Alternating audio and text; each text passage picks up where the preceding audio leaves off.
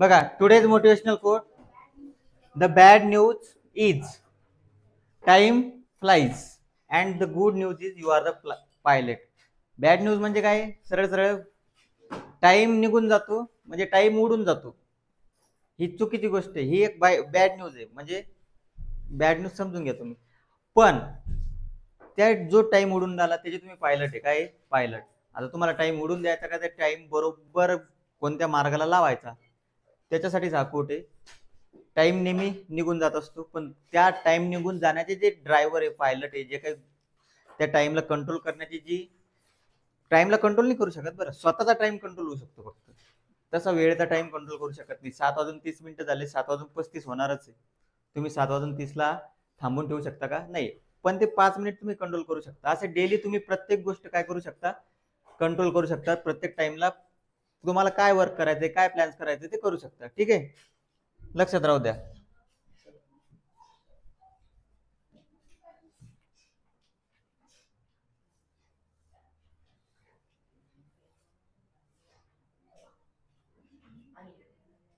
काल आपण कन्सेप्ट शिकलोय, आज एक्झाम्पल घेऊ.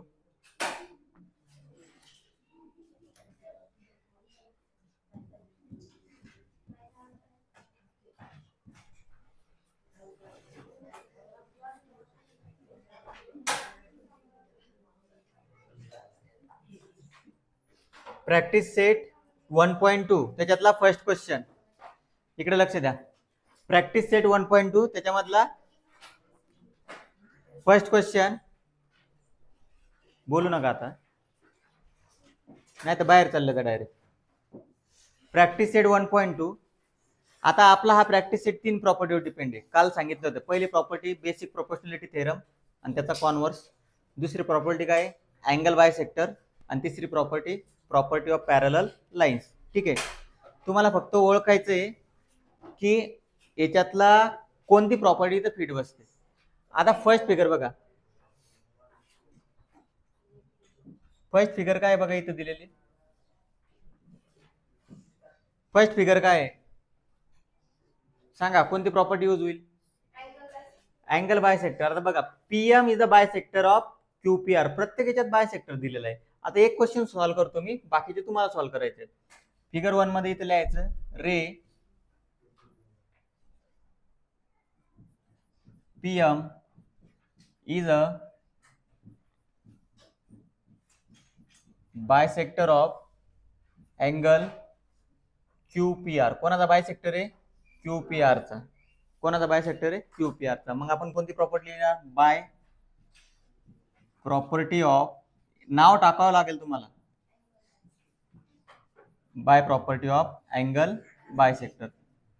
क्वेश्चन खूप इझी आहे ते, फक्त काय कसं सोडवायचं ते चेक करा. आता तुम्हाला काल काय सांगितलं होतं मी, बायसेक्ट बघा, बायसेक्ट कुठून झाला तो, पी पासून. कुठून झाला, पी पासून. मग एक घ्या पी आर, कोणते घेऊ शकता असं काही नाही.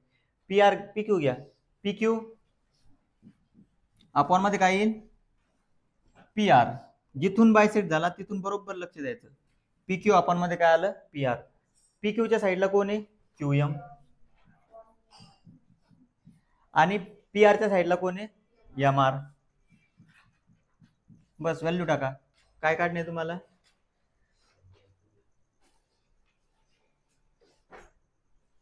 Identify which figure ray PM is a bisector. अच्छा, बायसेक्टर कोणतं, उलट झालं क्वेश्चन मध्ये, रीड करण्यात जरा हे झालं मला.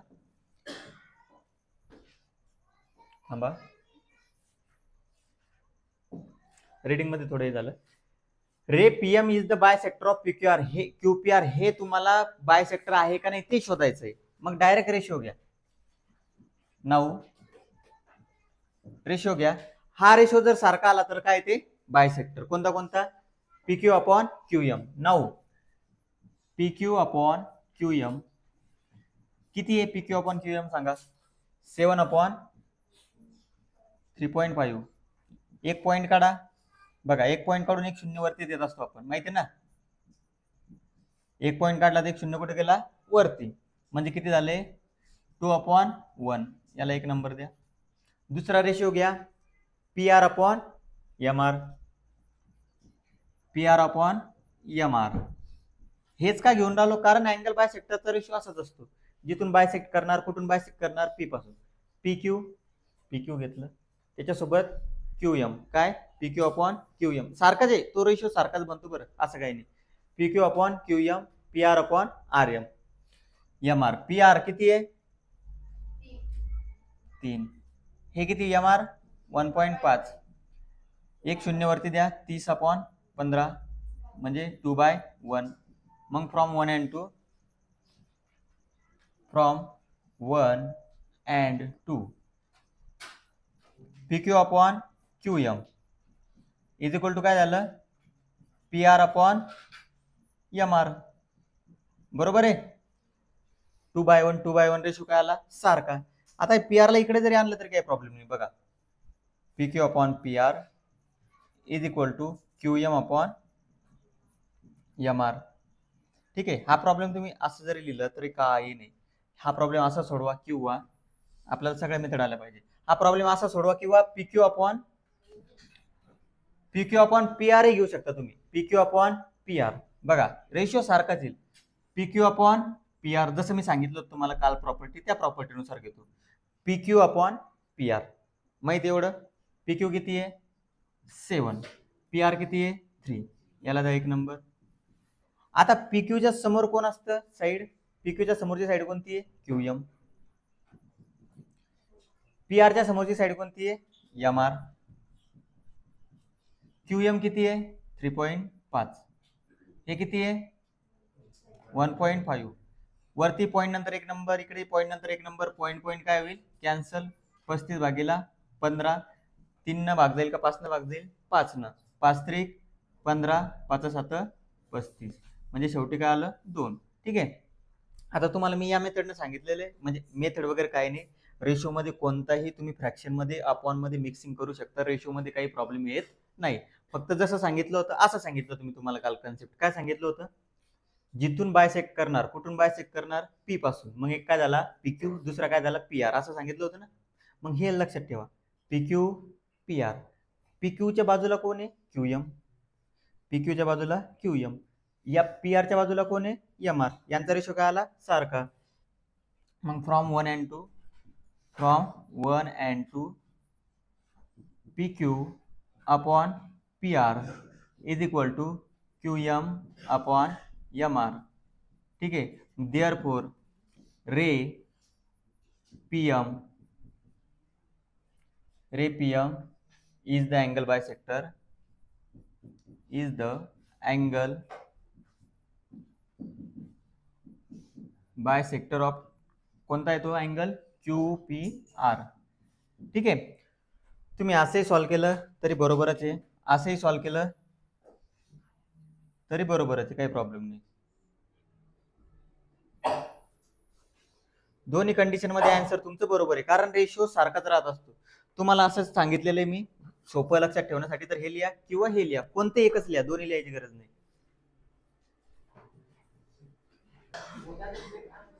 हा बघा, P Q upon P R पहिला ratio, Q M upon M R दुसरा रेशो. दोन्ही ट्रायंगल मध्ये ते रेशो घ्यायचे. हा रेशो येईल बघा P R upon P Q, P Q upon P R घेतला का, बघा रेशो चेंज होईल तर थोडा, काही नाही, काही प्रॉब्लेम नाही. ट्रायंगल पाहून रेशो घ्यायचा. बघा शॉर्ट मध्ये सांगून देतो तुम्हाला, पी आर कोण आहे पी आर, दुसरा कोण आहे पी क्यू. इकडे लक्ष द्या, पी आरच्या समोर कोण आहे आर एम, पी क्यूच्या समोर कोण आहे, पी क्यूच्या समोर कोण आहे, अरे सांगा ना पटकन, एम क्यू. मग तुम्हाला दोन रेशो घ्यायचे, एक हा घ्यायचा एक हा घ्यायचा. असं समजलं नसेल तर असं तयार करायचं आणि मग लगेच पटकन रेशो घ्यायचे दोघांचे. P R upon P Q 7/10, R M किती आहे 6/8. याला सोडून काही फायदा नाही, कारण हे इक्वल येणार नाही. हे इक्वल नाही याचा अर्थ हा अँगल बायसेक्टर नाही, is not a angle bisector. कळालं. काय लिहायचं, from 1 and 2 P R upon P Q is not equal to R M upon M Q. मग फायनल मध्ये काय लिहाल, ray P M is not the angle bisector. ठीक आहे. आणि तिसरा आता तुम्ही सॉल्व्ह करू शकता ते, ठीक आहे, त्याच्यात टाइम नाही घालत आपण जास्त. सेकंड नंबरचा question most important repeated number of times, भरपूर वेळेस रिपीट झालेला आहे क्वेश्चन हा. 2 मार्क्ससाठी. किती मार्क्ससाठी? 2. बघा काय दिलेले लिहून घ्यायचं. In triangle P Q R काय काय दिलेलं आहे? पीएम दिलेलं आहे तुमचं 15, पी क्यू दिलेलं आहे 25, पी आर दिलेलं आहे 20, एन आर दिलेलं आहे 8. ठीक आहे. आता तुम्हाला लाईन पॅरलल आहे का नाही ते सांगायचंय. काय सांगायचंय? लाईन पॅरलल आहे का नाही. लाईन पॅरलल असण्यासाठी आपल्याला काय माहिती पाहिजे? तुम्हाला सांगितलं होतं मी, बीपीटीचा कॉन्व्हर्स रेशो सारखा आला पाहिजे. काय आला पाहिजे? रेशो सारखा. कोणता रेशो सारखा आला पाहिजे तेवढं सांगा मला तुम्ही ट्रायंगल मध्ये बघून. पीएन अपॉन एन आर कोणाच्या बरोबर आला पाहिजे? P M upon M Q. मग तेच रेशो घ्या 9.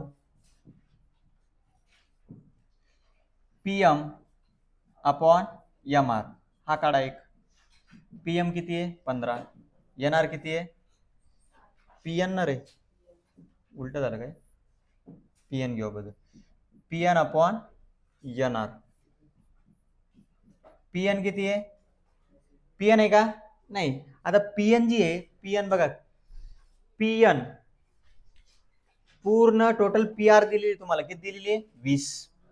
किती दिलेली आहे? 20. त्याच्यात एन आर दिलेली आहे 8.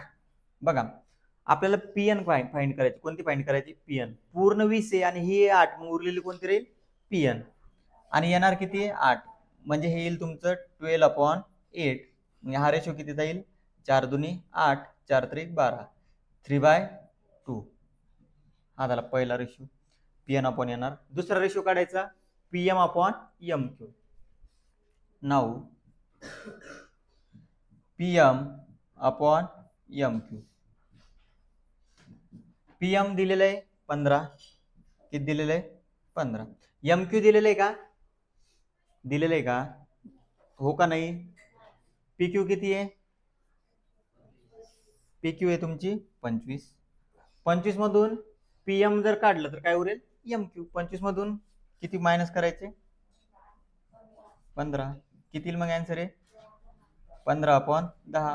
5 न भाग द्या. 5 दुनी 10, 5 त्रिक 15, 3/2. याला नंबर द्या 2. म्हणजे काय झालं? From 1 and 2. From 1 and 2 ratio कसा आला तो? सारखा. कोणता? P N upon N R is equal to काय आला ratio? P M upon M Q. P M upon M Q. मग इथं काय लिहायचं? By converse. काय शब्द टाकायचा? Converse of basic proportionality theorem. Ratio सारखा आला याचा अर्थ साइड कशा असतात? त्या पॅरलल. कोणती कोणती side? Line N M is parallel to side R Q. ठीक आहे. सोपा असतात हे क्वेश्चन. फक्त कसं जायचं त्याच्यापर्यंत तेवढं लक्षात राहू द्या. इम्पॉर्टंट क्वेश्चन घ्या. समजला क्वेश्चन? हा प्रॅक्टिस इझी आहे खूप, काही प्रॉब्लेम नाही याच्यामध्ये.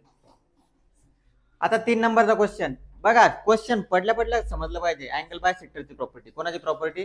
Angle bisector. लिहून घ्यायचं. In triangle M N P. M N P मध्ये कोण अँगल बायसेक्टर आहे? N Q.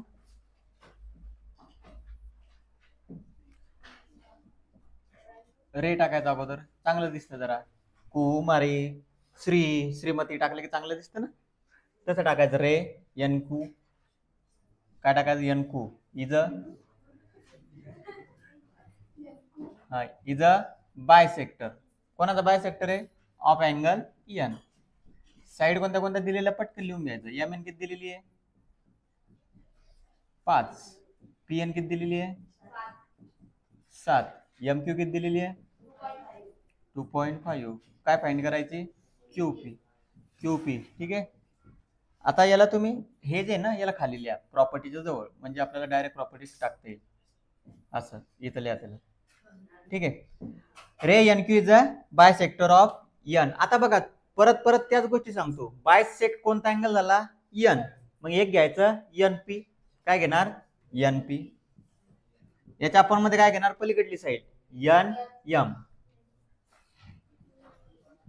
हा आता एन पी च्या समोर कोण आहे? पी की. पी की नाही, पी क्यू. पी की कसं काय झालं ते? हा आणि एम क्यू. एन पी किती आहे? P N. N P P N 7. N M म्हणजेच एम एन 5. पी क्यू काढायचं. पी क्यू म्हणजेच काय? Q P. एम क्यू किती आहे? 2.5. आता क्रॉस मल्टिप्लाय करा. 5 पी क्यू बरोबर 7 गुणिला 2.5. मग पी क्यू बरोबर किती होईल? 7 गुणिला 2.5 किती होतात रे? 25 गुणिला 7 175 म्हणजे 17.5. किती झालं? 17.5 अपॉन मध्ये 5. याला जर भाग दिला तर किती जाईल सांगा? पण 175 ला भाग द्या ना, सरळ सरळ 5 ना. 175 ला 5 ने भाग दिला तर 5 3 15. 5 5 25. कितीचा भाग चालला? 35 चा. म्हणजे कितीचा भाग जाईल? 3.5. आन्सर येईल तुमचं 3.5. ठीक आहे, समजलं? थांबा थोडं, गडबड नका करू. इकडे बघा, हा झाला 3 नंबरचा क्वेश्चन. 4 नंबरचा आपण नंतर घेऊ. 5 नंबरचा सांगतो, एकदम इझी आहे, लक्ष द्या. जो इझी आहे त्याच्यातच मी फास्ट मध्ये घेते. जो क्वेश्चन टफ राहील त्याला वेळ देईल. हा क्वेश्चन एकदम सिंपल आहे. काय दिसतं? Property of parallel line. काय दिसून राहिलं? Property of parallel line. फक्त लिहून घ्या काय काय दिलेलं आहे 5 नंबरचा. इन, गडबड नका करू, मी तुम्हाला वेळ देतो, समजून घ्या. In trapezium A B C D. Trapezium A B C D मध्ये काय काय पॅरलल बघा. Side AB is parallel to side PQ is parallel to side DC. बरोबर आहे, हे झालं. मग by property of parallel line एकदा ते लाईन टाकून घ्या. कोणत्या कोणत्या दिलेल्या आहे?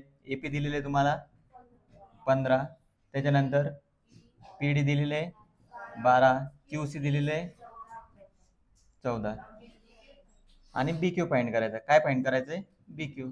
ठीक आहे. आता by property of parallel line, property लक्षात आहे ना? By property of parallel lines. काय प्रॉपर्टी असते रे पॅरलल लाईन्सची? AP upon PD. AP upon PD is equal to BQ upon QC. BQ upon आलोच, BQ अपॉन QC. AP किती आहे? 15. क्वेश्चन इझी म्हणून फास्ट मध्ये घेते. AP आहे 15, PD किती आहे? 12, BQ किती आहे माहित नाही, BQच काढायचं आपल्याला. आणि QC किती आहे? 14. याच्यात एक ट्रिक देऊ तुम्हाला बघा. बेस का बेस आती 14.